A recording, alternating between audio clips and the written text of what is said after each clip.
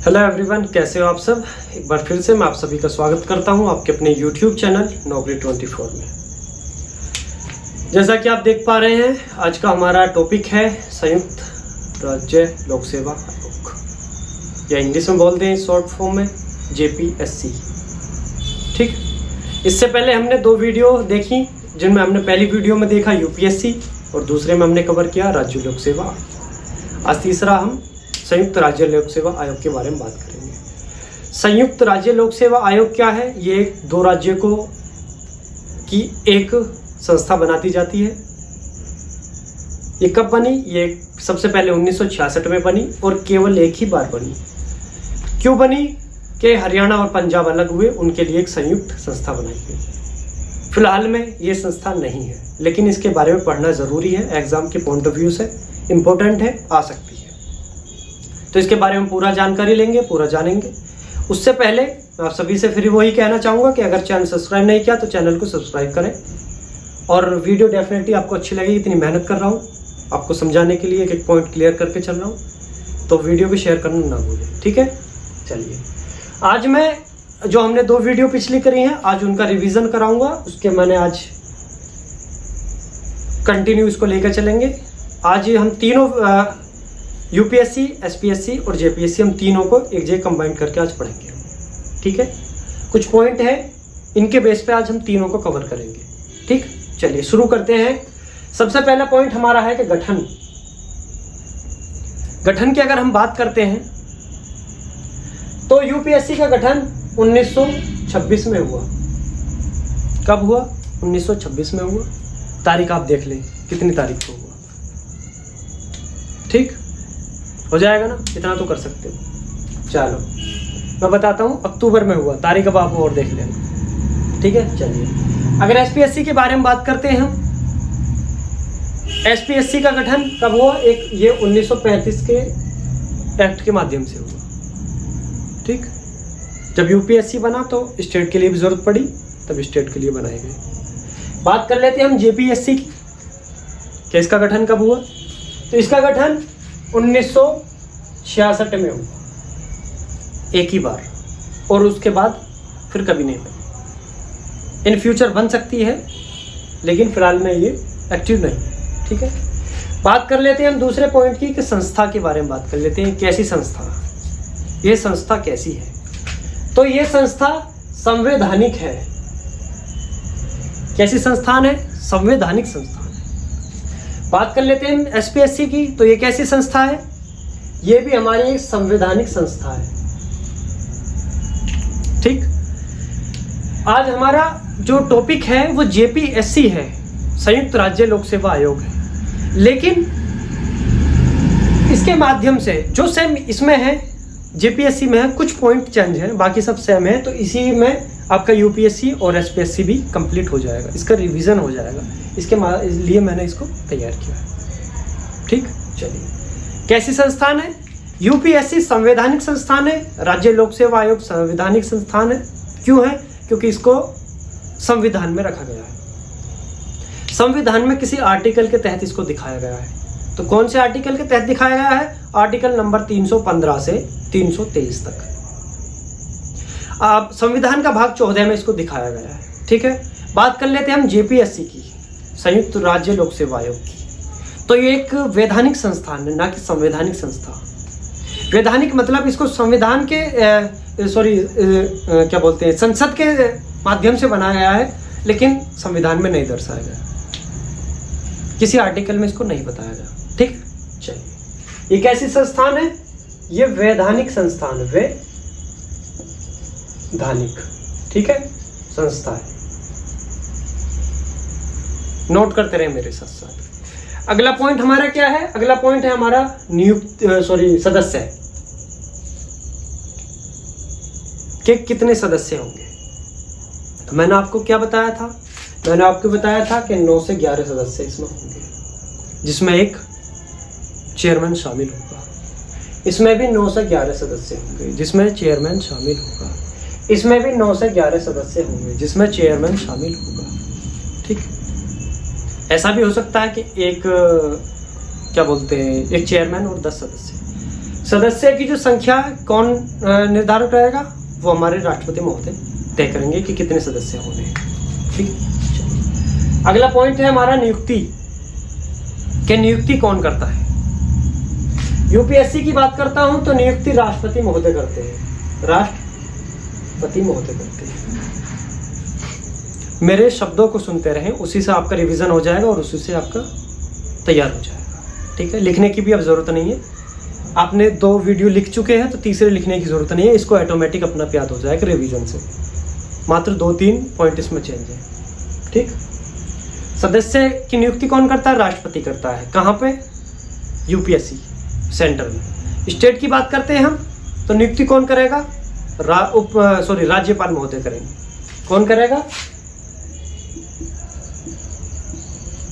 राज्यपाल महोदय नियुक्ति करेंगे।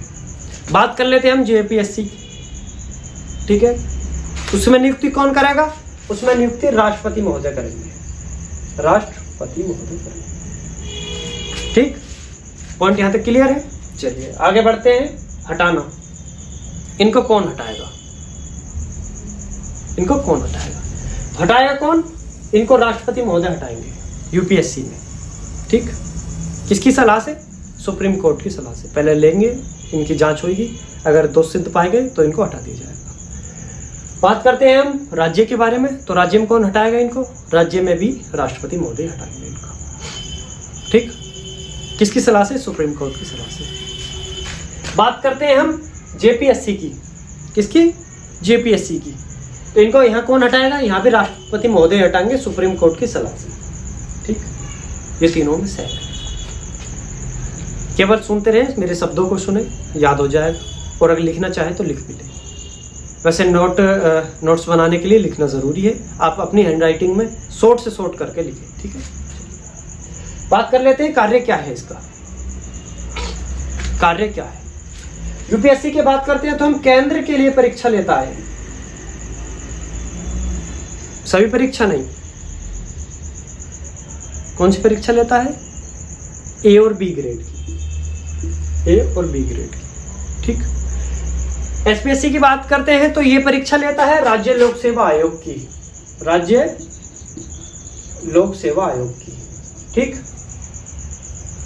जेपीएससी की बात करते हैं तो ये परीक्षा किसकी लेता है? ये भी परीक्षा लेता है राज्य लोक सेवा आयोग की। लोक सेवा आयोग की क्यों लेता है? क्योंकि ये 2 राज्यों की एक है। ये भी राज्य की संस्थान है। केवल 2 राज्यों को एक जगह इकट्ठा कर दिया गया, इसलिए जिम्मेदारी राष्ट्रपति महोदय पे पहुंच गई है। ठीक है, उसकी ये कार्य किसमें करता है? परीक्षा किसकी लेता है? राज्य लोक सेवा आयोग की लेता है। बात कर लेते हैं कार्यकाल की। अगला पॉइंट हमारा कार्यकाल। तो कार्यकाल क्या होगा इसका? कार्यकाल मैंने आपको बताया था 6 वर्ष या 65 वर्ष। इसको मैंने 2 वीडियो में बताया है मैंने, दोनों पिछली में, कि 65 कैसे होता है। ठीक। तो यूपीएससी के लिए, केंद्र के लिए 6 वर्ष 65 वर्ष। राज्य के लिए बात करते हैं तो 6 वर्ष 62 वर्ष। ठीक। बात कर लेते हैं हम जेपीएससी की। तो जेपीएससी में 6 वर्ष या फिर 62 वर्ष, क्योंकि राज्य की संस्थान है इसलिए दोनों में, राज्यों में सेम ही होगी, केवल केंद्र में बढ़ी हुई है एज। ठीक है, चलिए बात करते हैं अगला हम। कार्यकाल हो गया। बात करते हैं वेतन की हम, कि वेतन कहां से मिलेगा। अगर यूपीएससी की बात करते हैं हम तो इसका जो वेतन मिलेगा केंद्र की, कहां की? केंद्र की संचित निधि से। संचित निधि से इसका वेतन दिया जाएगा यूपीएससी के लिए। बात करते हैं हम राज्य की, तो राज्य के लिए वेतन कहां से दिया जाएगा? राज्य की, कहां, किसकी? राज्य की। क्या चीज? कहां से? संचित निधि से। संचित निधि से वेतन दिया जाएगा इसको। ठीक। बात कर लेते हैं हम संयुक्त की, जो 2 से मिलकर बना है। जेपीएससी के बारे में आज पढ़ रहे हैं, क्योंकि आज हमारा संयुक्त लोक सेवा आयोग का हमारा वीडियो है इसके बारे में। तो इसको वेतन कहां से दिया जाएगा? इसके जो चेयरमैन सदस्य हैं, इसको भी राज्य की संचित निधि से, संचित निधि से इसको वेतन दिया जाएगा। ठीक, यहां तक पॉइंट क्लियर आपका? ठीक, चलिए आगे बढ़ते हैं। अगला है सेवा शर्त, कि इसकी जो सेवा शर्त है उन्हें कौन बनाएगा। यूपीएससी की अगर बात करते हैं हम, तो यूपीएससी की सेवा शर्त हमारे राष्ट्रपति महोदय बनाते हैं, राष्ट्रपति महोदय तैयार करेंगे। बात करते हैं हम राज्यों के लिए, इसमें राज्यपाल महोदय सेवा शर्त बनाएंगे। यहां भी राज्यपाल महोदय ही सेवा शर्त बनाएंगे, तैयार करेंगे कि इनकी सेवा शर्त क्या। ठीक, चलिए अगला पॉइंट है हमारा नियम की, कि इनके लिए नियम कौन तैयार करेगा। तो इनके लिए नियम यहां संसद तैयार करेगी, क्योंकि यूपीएससी है, सेंटर की है, और यहां पर ये विधायिका तैयार करेगी, विधायिका नियम बनाएगी। कहां, किसके लिए, राज्य लोक सेवा आयोग के लिए। संयुक्त लोक सेवा आयोग के लिए कौन नियम तैयार करेगी, यहां भी विधायिका तैयार करेगी। ऐसा क्या, नहीं, बेशक आपको मालूम है कि राज्य की है, लेकिन यह नियम संसद बनाएगी। क्यों, क्योंकि दो राज्य की है, दोनों राज्य में आपस में बच भी तो सकती है, कोई नियम कुछ बनाए कोई कुछ बनाए, तो इसलिए नियम यह संसद बनाएगी।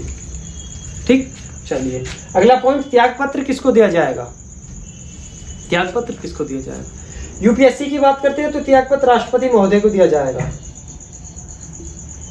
किसी की सिफारिश की जरूरत नहीं है, डायरेक्ट दे सकते हैं, कभी भी दे सकते हैं। ठीक है, बात करते हैं राज्य के लिए, तो राज्य के लिए त्याग पत्र राज्य के जो सदस्य हैं, चेयरमैन है बोर्ड के, वो किसको देंगे, वो राज्यपाल को देंगे, राज्यपाल।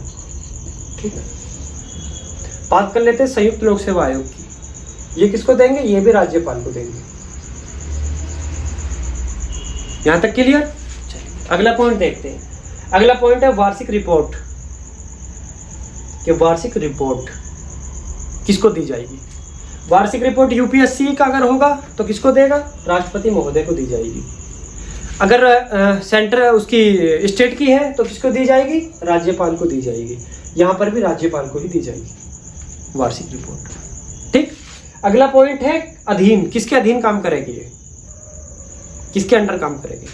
तो यहां पर कार्मिक मंत्रालय, मतलब मैं अगर बात करूं, कह दूं सीधा सीधा कि गृह मंत्रालय के थ्रू, या अगर सीधा सीधा इससे भी आसान कह दूं कि यहां पीएम, प्रधानमंत्री। ठीक, यहां पर सीएम, मुख्यमंत्री के अधीन काम करेगी, यहां पर भी मुख्यमंत्रियों के अधीन काम करेगी। ठीक, यहां तक क्लियर। चलिए अगली बात कर लेता हूं, परीक्षा।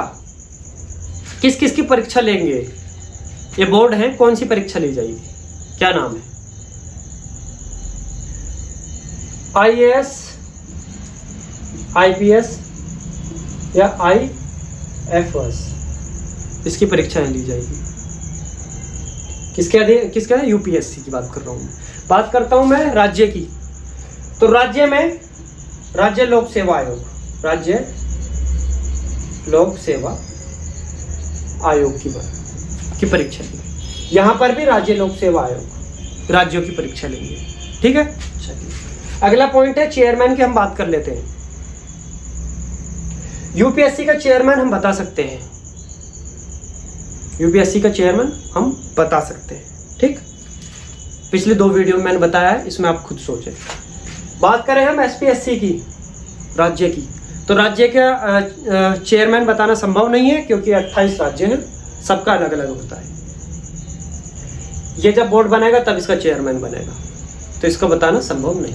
ठीक, आगे कुछ नहीं है, हमारे 16 सवाल थे, पॉइंट थे, क्लियर कर लिया हमने।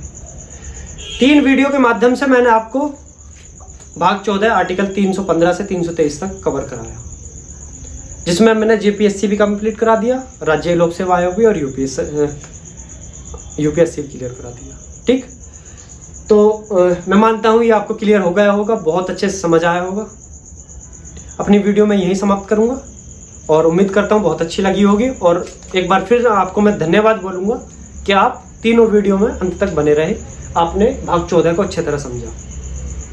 ठीक, केंद्र और राज्य को अच्छी तरह समझा, संयुक्त को भी आपने अच्छी तरह समझा। वीडियो अच्छी लगी आपको तो वीडियो शेयर ज़रूर करें, और डेफिनेटली बिल्कुल 100% अच्छी लगी होगी तो चैनल को सब्सक्राइब करें अगर नहीं किया है। अगली वीडियो में मिलेंगे कुछ इंटरेस्टिंग अलग टॉपिक लेके। ठीक, तब तक के लिए हमारे साथ बने रहें और खुश रहें। धन्यवाद।